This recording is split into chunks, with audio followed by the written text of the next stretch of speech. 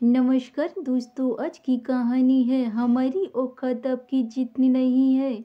हद करती हैं भाभी, अभी अभी तक आपको अपने ऊपर पैसे खर्च करना नहीं आया। मुझे देखिए, आज मेरे पास कम से कम 10 लाख की जेवर हैं और कोई भी कपड़ा 4-5 हज़ार से नीचे का नहीं पहनती। और मेरे दोनों बच्चों को ब्रांडेड कपड़े ही भाते हैं। प्लीज़ भाभी, आप अब मेरे बच्चों के लिए और मेरे लिए कुछ मत खरीदा करिए। आप पैसे दे दिया करिए, मैं अपने पास से और मेला ब्रांडेड कपड़े खरीद लूँगी। अपने पैसे की घमंड में सीमा अपनी उस भाभी के आत्मसम्मान को ठेस पहुँचा रही थी जिसने उसका तब साथ दिया था जब उस खुद उसकी माँ उसी दिन रात कोसती रहती थी। सीमा की बात सुन रीता सिर्फ मुस्कुरा कर रह गई। यही अलग बात है कि आज उसे बहुत दुख हो रहा था। उसने वहीं पास बैठी सास सुजाता जी को देखा। उनकी आंखें अपनी बेटी के ऐश्वर्य के अब मन में चमक रही थी और रीता को बहुत ही अपेक्षक की तरह देख रही थी। सीमा अपने बच्चों के साथ भाई दूज पर आई थी। रीता ने अपनी सामर्थ्य के अनुसार उसे कपड़े दिए, लेकिन सीमा ने उसे लेने से इनकार कर दिया और साथ ही अपनी भाभी को अपने पैसे का रुबाब दिखाने लगी।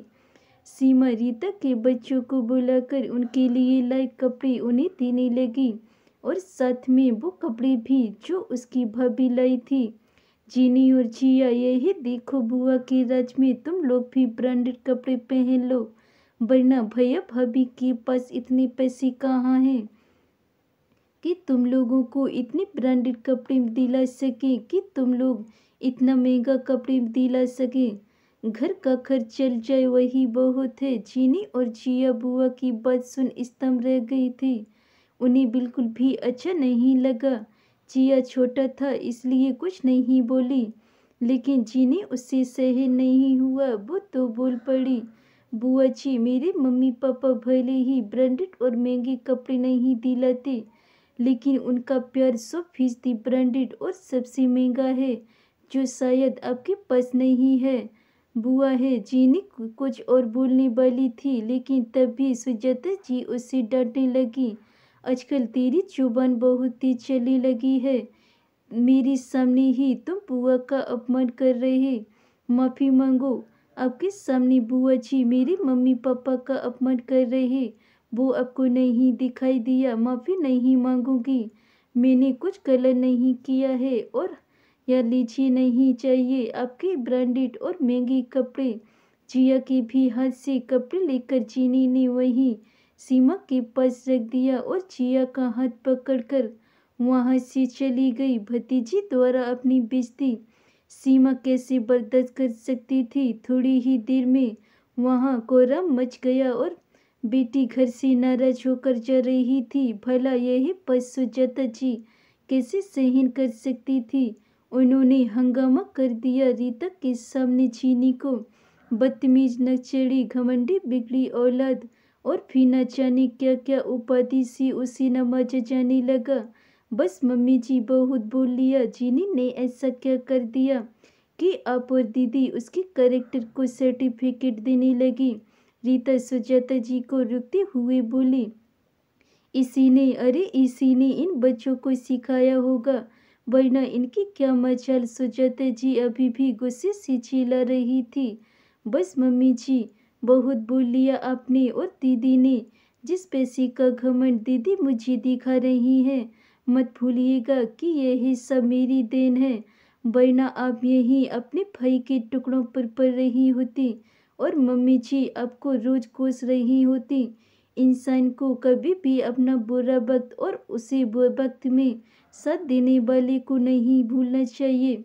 इतने साल तक आप ससुराल छोड़कर यहाँ मायके में पड़ी थी। यही मम्मी जी आपको दिन रात कोसती थी कि सिर पर आकर बैठ गई है।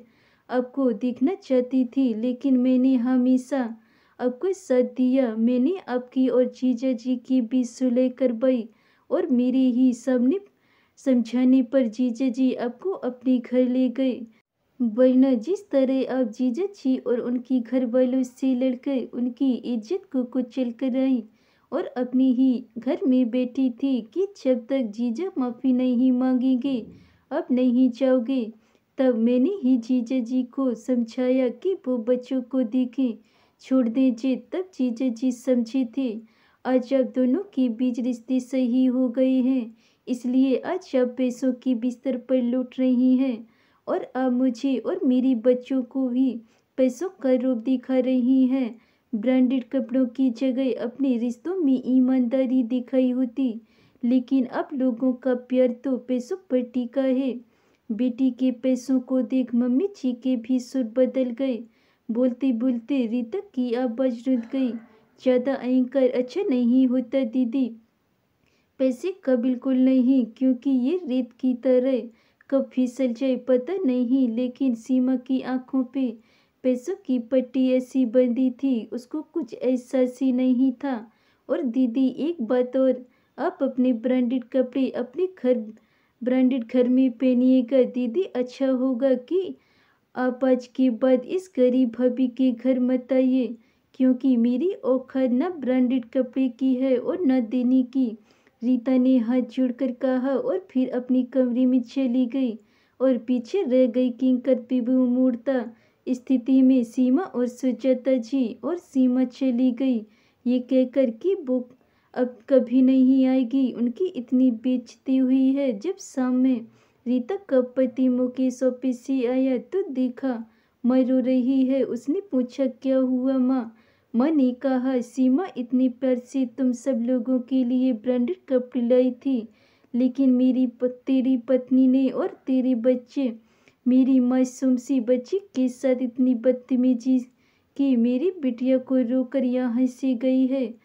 तेरी पत्नी तो ये तक बोल दिया अब दोबारा ना आए इस घर में। मुकेश ने पत्नी और बच्चों को आवाज लगाई और पूछा बच्चे बुआ के साथ अब लोगों ने बदतमीजी क्यों की? जो सच था वो बच्चों ने मुकेश से बोल दिया। मुकेश ने कहा क्यों माँ क्या गलत कहती है मेरी बच्चों की और मेरी पत्नी की? भले हम ब्रांडेड कपड़े नहीं पहनते, लेकिन आप बताइए आपको कभी किसी चीज़ की कमी होने दी है?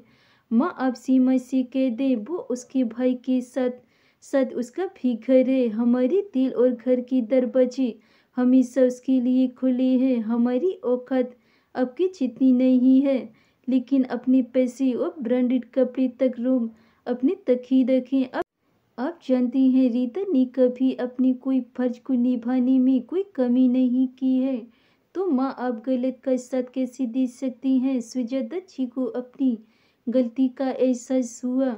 उन्होंने कहा हाँ बेटा, मैं ही बेटी का स्टैंडर्ड देख जो गई थी, मुझे माफ़ कर दो। तब रीता ने कहा अरे माँ अब ये सब छोड़ो, बहुत हो गई इमोशनल की बातें। आज की पसंद का खाना बनाया है, चले मुकेश अब फ्रेश हो जाए। सब खाना खाते हैं और सबने हंसी खुशी की माहौल खाना खाया। धन्यवाद दोस्तों। अगर ये मेरी कहानी आपको पसंद आई हो तो वीडियो को लाइक कमेंट शेयर जरूर करें। अगर चैनल पे नए हैं तो चैनल को सब्सक्राइब कर लें। मिलते हैं ऐसी और नई कहानियों के साथ, तब तक के लिए बाय बाय।